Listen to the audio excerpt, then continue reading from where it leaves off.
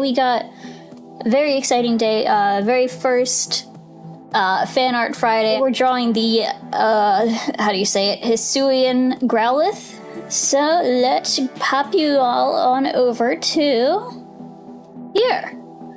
There we go, perfect, it worked. I got to work. I did several thumbnails. We have like a jumping pose, like a sitting or like a howling pose, laying around, lounging, sleeping. Got like a play bow or like an attack stance, upward dog, and a running pose. And people that are subbed and also in my Discord had a chance to see this last night, and everybody told me what their favorite was, and so far the favorite of everybody's is the play or attack stance. So that's what we're going to be rendering out today, or at least starting to render out today. We're just going to make this larger, and I'm going to sketch it out. We might change the the resolution later, but right now we'll just leave it as is. And let's just kind of get in here. Starting is always the hardest part. Like, I always struggle just starting. I'm like, I don't know where to start. But it all comes together. I think I want to do this as like kind of like a defensive pose, because when I was looking up the description of the Hisuian Growlithe, they said they are very wary of humans. They're not used to living near humans, so they're pretty protective of their territory. Is a Growlithe a dog or a cat? What is a Growlithe? I think it's a dog. Like, I know Pokemon are generally based on real life animals and or objects. Like, what's a Growlithe? I think it's a dog, like some kind of dog, like maybe like a real fluffy, like stocky dog, like a, oh my god, I'm blanking on any canine name now. I think I also read for these guys that their horn is like made of rock or something. It's like a very strong point of their head. They'll use it to attack, but it can also break. So I'm just like, imagine these like poor little Growlithe just like broke his horn. He's just sitting there all sad, like, oh, but my horn. Yeah, we got like real poofy cheeks. I don't know, it's like I'm trying to combine my style with like the simplified Pokemon style. It's a little hard, it's a little tricky, not gonna lie. It's gonna like it's almost like an ice, this head is like an ice cream cone almost. You know, like your typical ice cream cone, like it's like, I don't know, you got like the scoop, but then you got like little fluffy ball bits. It's just, this head is an ice cream cone. I swear. God, now I want ice cream. Man. I done tricked myself. Oh god, I'm now realizing how hard Cyndaquil is to draw from the back view. It shouldn't be this hard, right? He's just round. But no, it's so hard. We got our good boy all colored in. And we got the shading like kind of blocked out, figured out a little bit. So the next step is to merge him down into a single layer, so that way when we start rendering it, we can, you know, just take care of everything at the same time.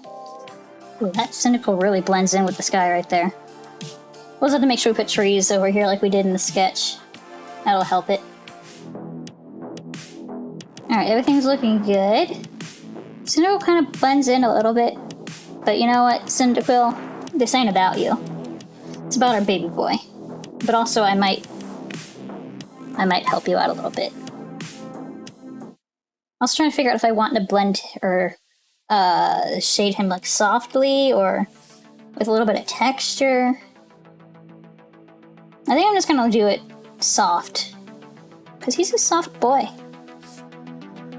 Or like shade blocking already done, so it's pretty easy. Just gotta follow our already pre-made path. If you notice, we actually shaded this with like a green color because bounce light. And the color white just tends to reflect any color around it. It doesn't have its own color. Its color is everything else's color. In this case, that color is green because it's surrounded by grass, reflecting all the light back into it. Alright, I want these teeth to be kind of relatively toony, so I'm not going to define them too much. But I am going to define like the canines a bit here. God, I love just like seeing the sketch layer just like disappear underneath like all of the, you know, the extra bits we're putting on top. It's just a really satisfying part of this whole process. And okay, so art related topic. People complain about the default brushes like all the time. They're like, oh, I need all these special brushes to do art, and like it is a lot more helpful if you do things other than just the default brushes, but that's all I've ever really used. I don't really use other brushes.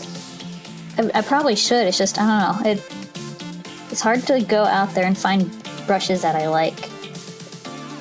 It's probably because I've actually gotten so used to using default brushes that other brushes just don't feel right.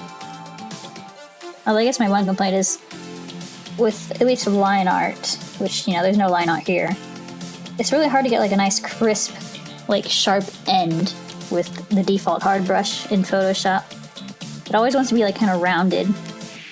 I've always loved Growlithe, you know, the regular one in like the original games, but Hisuian Growlithe is he's just so soft. He's just a soft little baby. The original Growlithe is like kind of sharp and not really edgy, but you know, it's just very sharp. But then they said, okay, but what if Growlithe but not sharp? What if smooth? Smooth baby. Let me flip. I need to make sure I'm shading this mostly right. I love how this swirl's coming out right here. That swirl is just so beautiful to me. It looks so soft. I want to touch it. I want to grab it and pet it. It's like a fluffy little cloud. Alright, I'm going to leave the tail like that for now because it's mostly done. I might just like darken up this base a little bit more. Alright, now we'll start working on the bum. I'm putting a lot of love into this piece because, well, I want to. Earlier in the stream I was talking about how I very rarely would allow myself to do stuff for me. So, you know, things like drawing stuff that I want to draw or playing video games. And streaming has kind of helped me break out of that a bit. So I'm trying to break out of that mold of doing only commissions and only things for money. Because I needed money. And starting to do stuff for me now. Good. I love... It's like, I'm kind of tired of, like, the main line Pokemon games. You know, the whole, oh, you're this kid in this town, and you just turned old enough to fight Pokemon, trade Pokemon, whatever. Be a Pokemon trainer. You go to the professor, get your first Pokemon. Oh no, what's that? Bad guy. Or actually, I guess first it's, oh no, what's that? Your town rival and or friend? And then you go, oh no, there's bad guy trying to do bad things to Pokemon. You know, it's just very repetitive.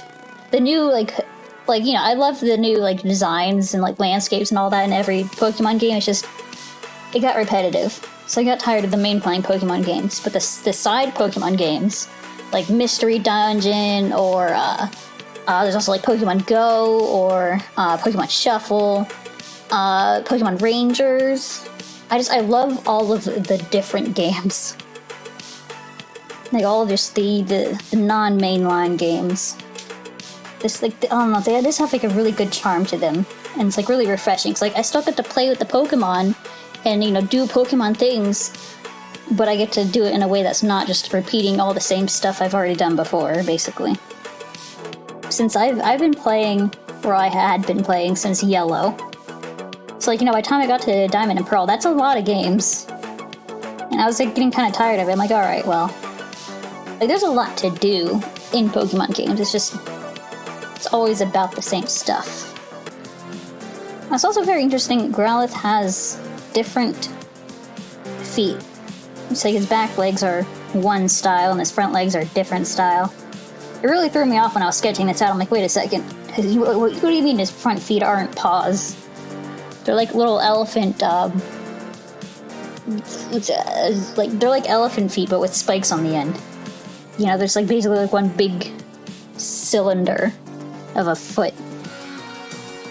Who comes up with the names for colors? Like, you know, like there's obviously, you know, like dashes, you know, orange, red, orange, green, blue, but then like certain shades have names, like salmon, or, salmon.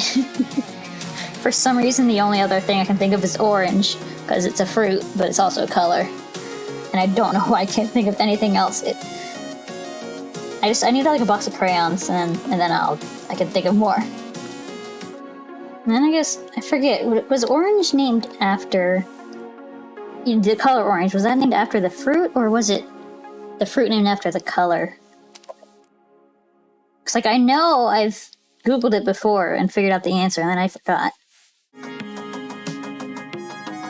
I also need to be careful to make sure that our main character, Growlithe, stands out from the grass, which I seem to need to work on, especially in the back here. That might be why the back leg is bothering me so much. Its color value is blending into the grass, maybe too much. Honestly, the hardest part I find is like grounding the subject into the background, because I don't do backgrounds very often, so I'm not very good at making them blend together very well.